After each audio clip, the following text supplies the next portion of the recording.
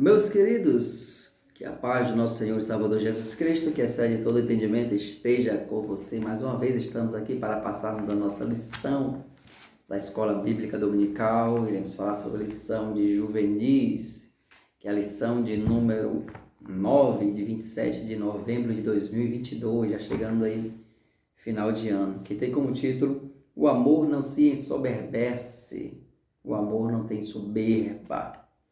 Então vamos aprender hoje o que é soberba, este pecado que tem tomado a vida de muitas pessoas.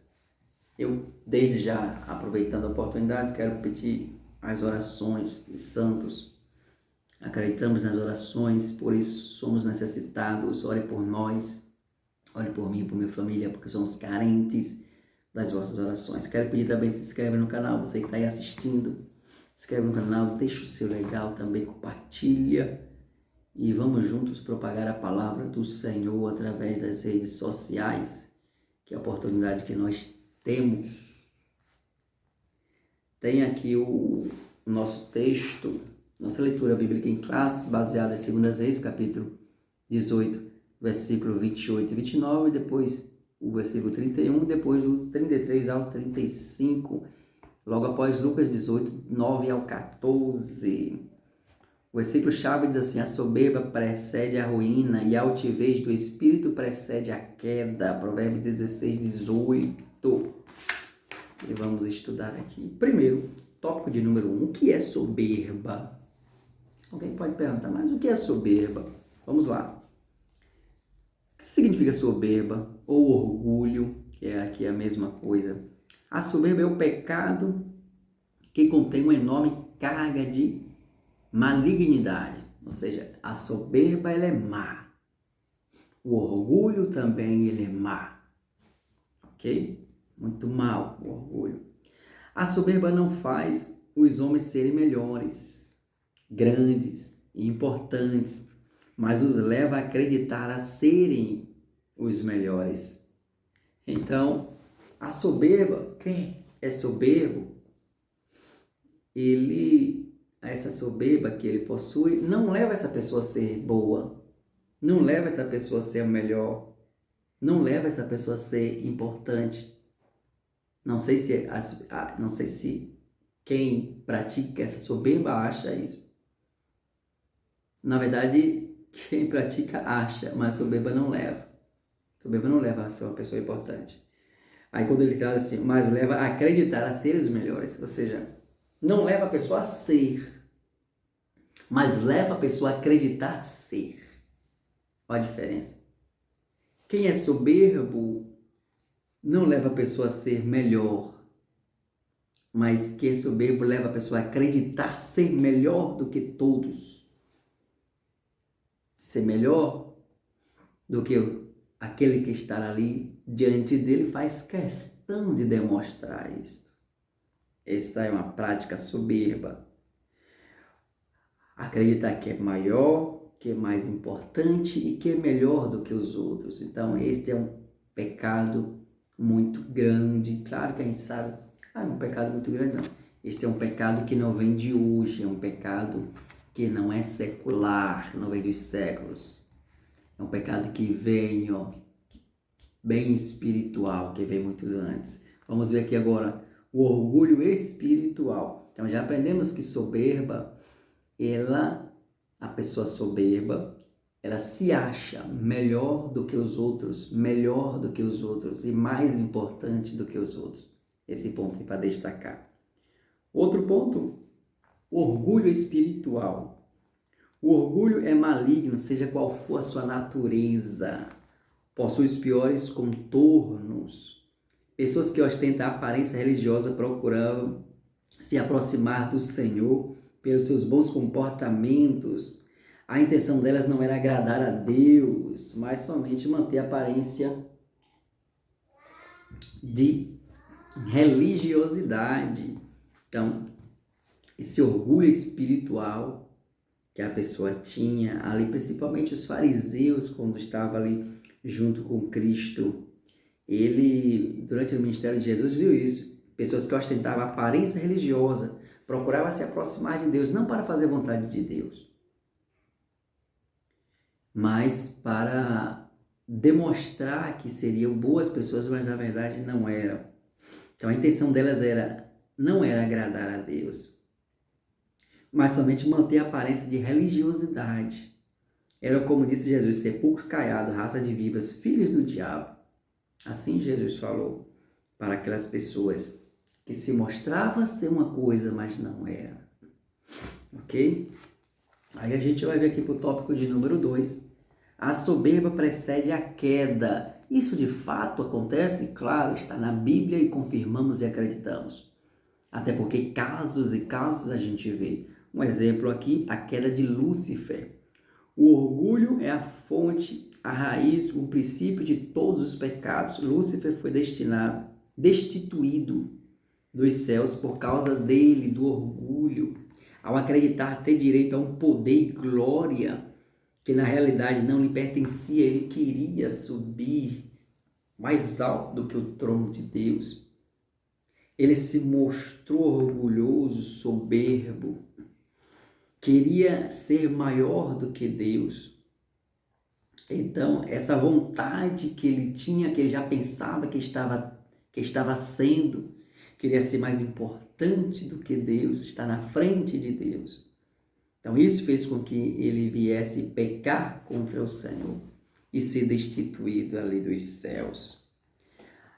Após o pecado, encontrado espaço no coração de Satanás, ele buscou, tempo após, despertar em Eva esse mesmo sentimento. Aí a gente vê ali que, infelizmente, a gente vê que Adão e Eva deram esta brecha para o pecado, onde a serpente, o diabo, conseguiu enganar ali os dois pecaram contra Deus, demonstrando, quando o diabo ele chega para Eva, quando ele pergunta ali, olha, quando ele fala, né, olha, Deus disse que podia comer essa, ela, não, Deus falou que não posso comer, não, mas se você comer, você vai ser igual a Deus. Ela começava a olhar para aquele fruto, um fruto desejável, seus olhos, e aí ela foi enganada, comeu, deu para Adão, Adão também comeu, os dois pecaram contra Deus.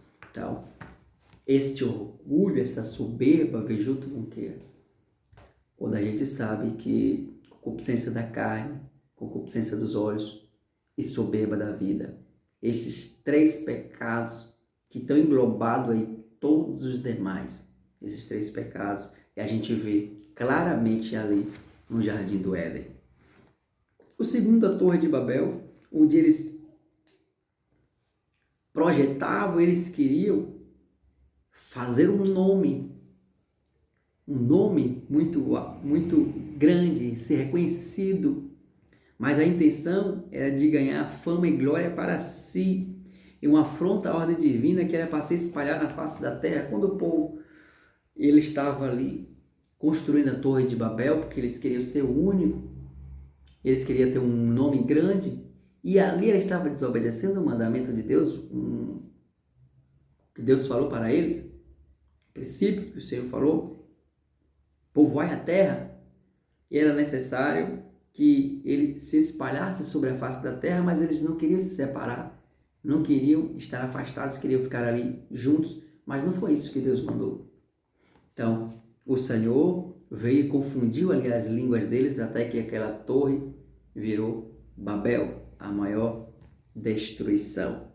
Então, as pessoas daquela geração, dos nossos dias hoje, seguem a mesma conduta de homens de Babel, não querendo submeter-se a Deus, estão inflamados de si mesmos, seguindo seus próprios padrões de arrogância, porém este sobrevirá a ruína. Então, nos dias de hoje, a gente vê também assim, pessoas que não se submetem ao Senhor, mas que acham que as suas vontades têm que prevalecer, acha que não deve satisfação, acha que não tem quem prestar conta, mas isso, infelizmente, estão enganados, vivendo na soberba, vivendo no orgulho, que não precisa de Deus, que não precisa do Pai, do Filho e do Espírito Santo, não sabendo que sem Deus ninguém vive.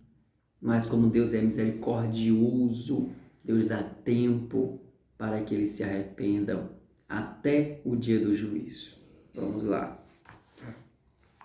Subtópico 3, do tópico 2, a negação de Pedro. Pedro, um dos discípulos, tinha imensa autoconfiança, pensava sobre si além do que deveria. Então, Pedro, ele tinha muita autoconfiança. Não, Senhor, eu sou muito forte, eu não vou negar o Senhor, não. E um ponto para a gente destacar, a autoconfiança é tomar muito cuidado, a gente confia em nós mesmos. Então, maldito é o homem que confia no próprio homem, que faz do seu braço, o seu poder, a sua força, o seu Deus. Aquele que confia em si, que acha que não precisa de ninguém, autossuficiente. Então, esse é um pecado da soberba. Então, o amor não está nisso. Então, o amor não ensoberbece, temos que estar cheio de amor, não de soberba. Ok? Nem de orgulho, este é o orgulho. Aí Pedro agora, então, ele não reconhece que essa humildade aí peca contra o Senhor. Mas essa experiência humilhante lhe proporcionou um crescimento e levou a trilhar pelos caminhos da vontade de Deus, que a partir daí ele reconheceu que estava errado.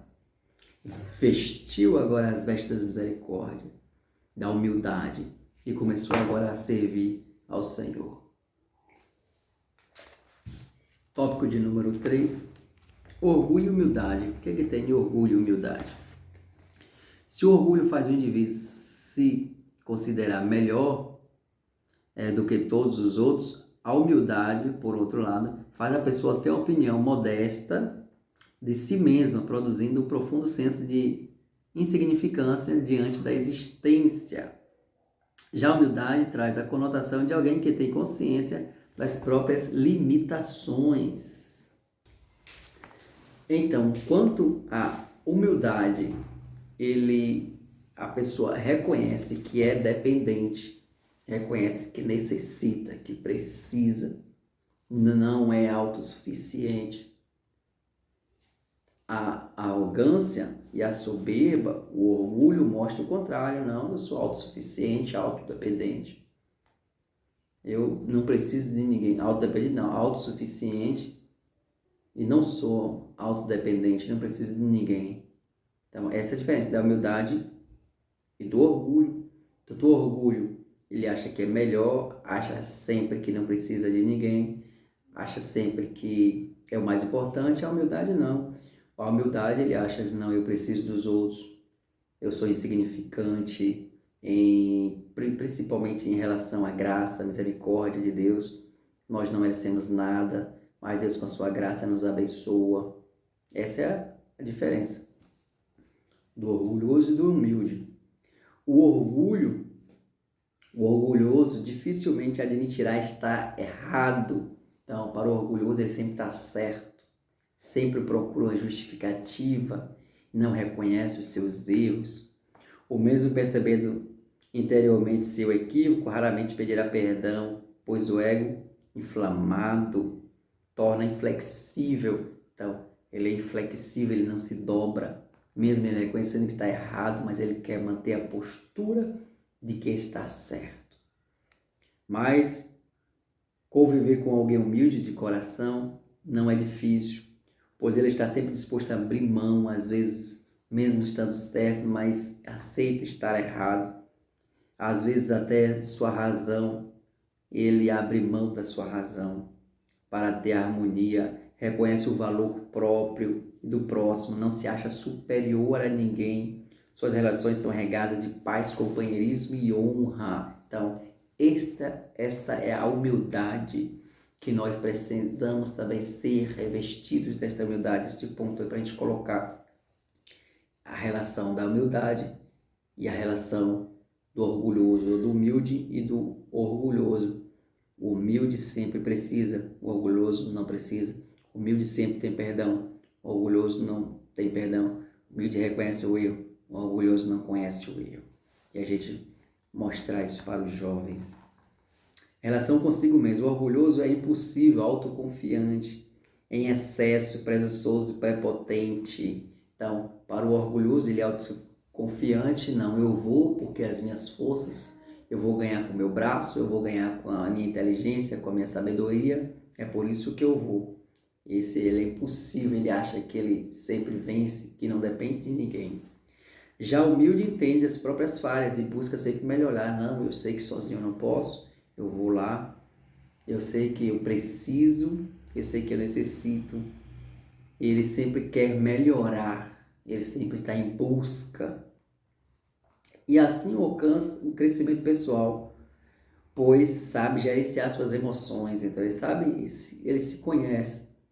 E ele se conhece na situação de dependente. Então ninguém é autossuficiente, só Deus é autossuficiente. Deus que não precisa de ninguém, mas todos nós precisamos um do outro, todos nós.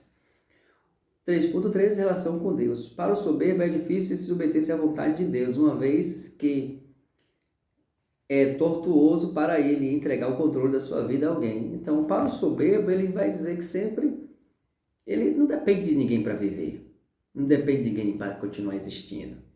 Ele é autossuficiente e autoexistente. O único autossuficiente de existência é Deus. Não precisa de ninguém para viver, nem para continuar vivendo. O existir e existindo é Deus. Mas o soberbo, ele acha que ele é assim. E quando ele pensa em entregar o controle da vida dele para um Deus, ele prefere não crer em Deus, não. Eu tenho que entregar o controle da minha vida? Não. Quem manda na minha vida sou eu. Esse é quem? O soberbo. O orgulhoso. Por esta razão, ele não consegue mergulhar em uma relação profunda com o mestre. Já o humilde compreende que somente a vontade de Deus é boa, agradável e perfeita. Já o humilde, não. Ele não quer viver mais em si mesmo, ele quer viver para Deus. Não quer viver mais para si, quer viver para Deus. E pede que Deus tome sempre a direção, porque Deus sempre tem o melhor. O 4, terminando, o orgulho torna-se inimigo de Deus. Vamos ler aqui, quero ler essa parte toda aqui.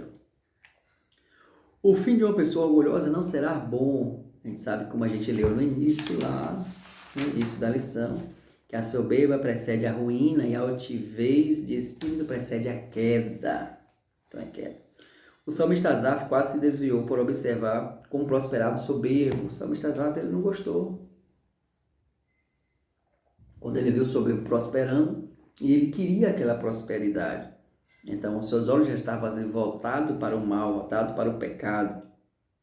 Porém, quando ele buscou a Deus, ele entendeu que no fim o Senhor colocará o arrogante no lugar escorregadio e será destruído. Depois ele percebeu que, mas não vale a pena ter essa prosperidade toda, estar distante de Deus. Não, eu prefiro estar junto de Deus. Sem ele somos apenas pó. Ele se opõe aos orgulhosos, mas ao humilde ele vive abundantemente da graça do Senhor. Ou seja, Deus se opõe aos orgulhosos, mas aos humildes sempre vai ter graça de Deus. Essa é a maior riqueza que alguém pode ter. Então, o humilde, ele vive abundantemente a graça de Deus. Ele reconhece que necessita da graça de Deus. Quando ele fala, eu necessito da graça de Deus, porque ele sabe que eu não mereço nada. E a graça é um favor imerecido. Esse ponto também é muito importante para destacar. O orgulhoso torna-se inimigo de Deus, mas o humilde, ele se aproxima e torna-se amigo do Senhor. Que Deus abençoe poderosamente. Que o Espírito Santo continue falando aos nossos corações e que na escola dominical possamos sair com esse sentimento que precisamos ser mais humildes em nossas práticas diárias e no convívio com nós mesmos, com Deus e com o próximo. Deus abençoe a todos, em nome do Senhor Jesus. Amém.